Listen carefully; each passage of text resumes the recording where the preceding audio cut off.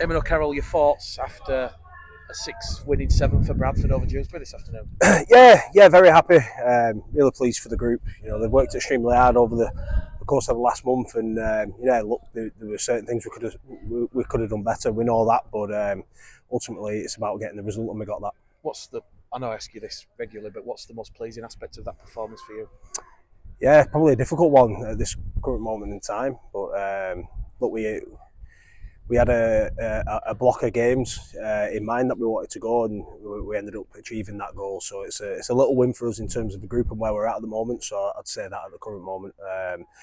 Individually, I thought some individuals were very good. I thought Franklin was awesome when he came on. And again, Elliot Paposhi I thought was outstanding as well. So there'd be more in there as well, but at this current moment, that's probably how I'm feeling. It certainly felt in that first half that the defence was like the best form of attack, and it paved the way to victory in the end.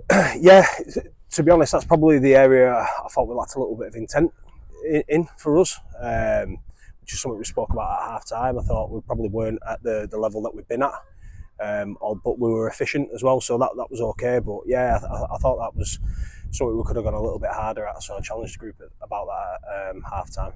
You've already mentioned Franklin Pelly. How do you think him and Max Lehman went on their debut this afternoon? Yeah, good. I thought Max was really good. Nice to see him get a try, but I thought he was great in backfield. Brings a good energy as well, which I like about him, and certainly carried really well out of yardage as well. And then Frankie Boy did what he does. He's playing with a smile on his face, which is great. I thought he was a bit unlucky with the 10 minutes, if I'm totally honest, but handled that really well, and was a big threat when he carried the ball. And you've already seen the reaction from the fans when he's carrying it in, and what he's certainly going to offer you moving forward. Yeah, he just said to me, it's nice to hear a nice chant about me. So he's happy, yeah. Just on Aidan McGowan, first game back in 2, I think it was late on in that first half, he disrupted a Lewis Carr break by sticking an arm out. That was a good bit of defence. Yeah, it was an important one for us. Yeah, we were quite disappointed with how we transitioned on the back of that, but Aidan did what he did well, and what he does well, and he saved us there. So I thought he was really good, Aidan. Yeah, it's difficult when you've been out for a period, and he's obviously been frustrated, but his attitude's fantastic, and he came and did a great job today. Mitch Suter only did 26-27 minutes before he come off. Was that a knock-on effect of last week? Oh no, I'm very mindful of the minutes that we're allowed to play people now, and obviously with the number of disruption we've had with people missing out, Mitch has played big minutes. I'm just very wary when we get to the back end of the season. I don't want to be missing him, so we have to manage some lads. There's going to be some difficult conversations coming up over the next couple of weeks, because Jaden Myers is in a very similar position as well. So it's frustrating, but it's a new rule that we all have to take into account and probably have to manage. Fair to say, Dewsbury made you work hard, and you had to be patient for those 38 points this afternoon. Yeah, absolutely. We referenced that throughout the week. They're a desperate team, and we had to kind of match that. I thought they were good. They'll pick up wins. Them definitely. They're working hard for each other. So yeah, we knew it was going to be a difficult game today, and I don't think the scoreline really reflects it. After all the disruption with the halfbacks and the spine chopping and changing so far this season, Eamon, are you happy with where the side currently is in terms of that attack? Yeah, absolutely. They need it's a huge rap to the boys for how they've handled that. We're posing some points. There's a lot of disruption, as you mentioned, and sometimes that can be really difficult. I still feel like we've got loads more to go. There's plenty of room in us there for improvement, but I think for where we're currently at, if you'd have said to me this is where we'd be kind of sat now and playing the way that we are at the beginning of the year, with Gasky missing so much, and obviously what happened to Tom, I had a bit of your hand off. So yeah, I'm happy, and I'm also calm and content knowing that we've got a lot of improvement in us as well. I counted 24 penalties in this game. It's always going to be difficult for the game to breathe and get rhythm when it's stopping and starting 24 times like it did this afternoon. Yeah, it was frustrating that. I just don't think the game got going. So we've got to have a look at ourselves and see what we kind of contributed towards that. But I felt that in the stand watching the game. I just thought there was no rhythm to the game. It was very stop-start, and then if there was a penalty, it was called back. Reset.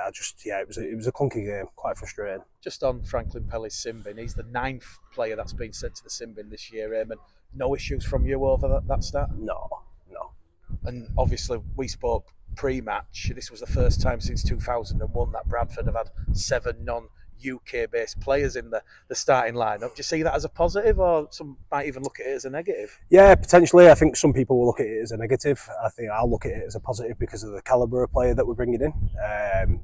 We referenced it during the week when we sat down with Jason, and that this is a positive for our young boys to be around those types of players. Who are quality, and they'll get an opportunity to learn off. So I think I mentioned to you in the week we've got a really exciting group coming through now in our academy and our reserves. I'm really excited about that. Kind of flourishing, but it's going to take some time. Zach Fulton went off towards the end with what looked like an ankle calf injury. Is he okay? Is that precautionary? Yeah, just a bit of a dead leg, so yeah, I think he'll be okay. Everyone else come through okay? Yeah, I believe so. Yeah, everyone was all right. Baldy got a bit of a knock to his head, and he looked like he was struggling a little bit, but I spoke to him now, he's fine. So yeah, everyone else seems to come through okay. Just on the crowd, Eamon, just under 2,000 there this afternoon, but at times in that second half it must have felt like you were back at Bartercard Odsal, such was the noise and the passion coming from the stands. Yeah, they were great, they really were, so it's good to hear that. I think the boys, they certainly feel it out there, so it's important, and I think our away following is outstanding. And just a final one from me, obviously results have gone in your favour this afternoon. You've now got a 2-game lead over 5th place Widnes, who have lost to Batley. You're at the halfway point of the season. That must be really pleasing now that not only have you got a gap between 6th and 7th, there's now a gap between 4th and 5th. Yeah, I didn't know that. Obviously, we're just coming out, so yeah, that's news. But we've just got to keep focusing on us.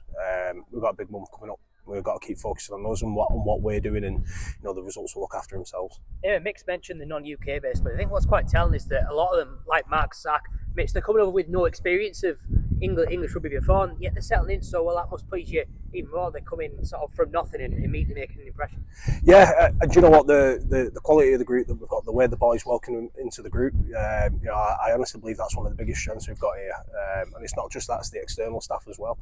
When they come here, I feel like they really settle quickly, which is a huge credit to everyone involved in our environment, the way that they help them and accommodate them, because it's a huge sacrifice them coming over from another country to leave the families and come and play for our club. So it's important that they feel like they can be at home when they're here. So we seem to have got it right, which is really good. We're bringing in quality people in terms of how they play, but how they are off the field as well, and they're fully immersed in what we're trying to do. Yeah, and you can see that it's a new challenge, obviously, like you said, managing the minutes of like Mitch and Jaden because of the rules. But on the flip side today, Terran's probably been a bit unlucky with minutes just because Mitch had such a good season. How good was it to get Tyron in there for a really extended stint at hooker today?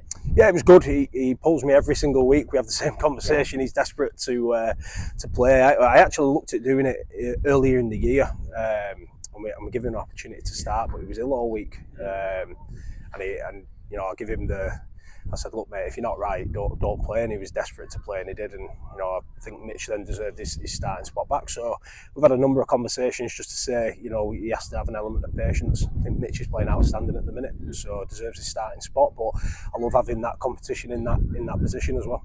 And just an extra on the halves. Obviously, Tom initially signed as a half-back, became full-back when Jack Walker did start last year, and felt really at home there. But I thought today was him really at his best in the halves. It must be pleasing.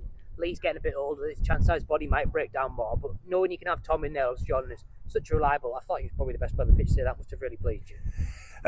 Who was the best field? Tom. Yeah, I thought it was good. I thought Geordie was good. He goes under the radar sometimes, Geordie. I thought he controlled things really well. Tom did what he does. Yeah, I think there's a bit of frustration there from him. He wants to play fullback, but he understands that the team needs him to play at the standoff at the minute, and he's put his hand up and did a great job for us there. And that combination will only get stronger as the games approaches, and we're getting them combinations in training as well. Yeah, and obviously I was at Whitehaven. It was a bit of a slow start, got much better. Today was a bit stop-start at times. Obviously, not so bad against those teams where you are a better team and you come good, but obviously Toulouse, very good side next week. So that's something you just worry of, not making slow starts or having a stop-start game. Obviously, it's one of them you've got to really be on it to take on a really informed Toulouse side.